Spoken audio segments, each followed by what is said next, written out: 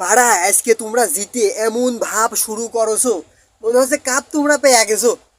তোমরা কাপ পেয়ে গেছো একদম শিওর। বাড়া তোমাদের খেলা পড়েছে কানাডার সাথে।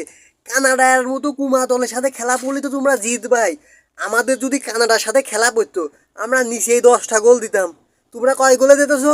2 গোলে, মাত্র 2 গোলে কানাডার সাথে যেতেছো। তোমাদের খেলাই পড়ে একদম কুমা দলের সাথে। কোনে বাংলাদেশের সাথে, কোনে নেপালের সাথে, এইসব দলের সাথে খেলা পড়ে বুলেই তোমরা যেত। তোমরা যে ফিফার টাকা দিয়েছো, টাকা দিয়ে তোমাদের ম্যাচ ওদের সাথে ফেলাই, একদম কুমা কুমা দলের সাথে ফিফারা তোমাদের খেলা ফেলায়, আর তোমরা ওই সুযোগই জিতে যাও। বাট আমরা এসব নাটক জানি। নাটক কম করো প্রিয়, এসব নাটক সব আমরা বুঝি, সব জানি। তোমরা এমন ভালো দলের সাথে যেত নাই যাতে এত ফাল পারবা। কানাডার মতো কুমা দলের সাথে জিতে এমন বাল ফেলাইছো, সবার ছিঁড়ে বেড়াচ্ছ।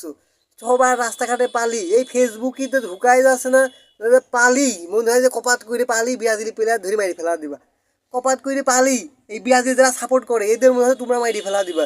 বাড়া মেসির অনেক টাকা আছে, তোমরা ফিফাকে টাকায় দিয়ে কিনে এনেছো, কিনে নিয়ে তোমাদের ওই কুমা কুমা দলের সাথে খেলা ফেলাচ্ছ। খেলায় জিতে জিতে এমন ভাব যে ব্রাজিলের সাপোর্টার পালি টুটা চিপে ধরে মারি ফেলা দিবা, এমন ভাব।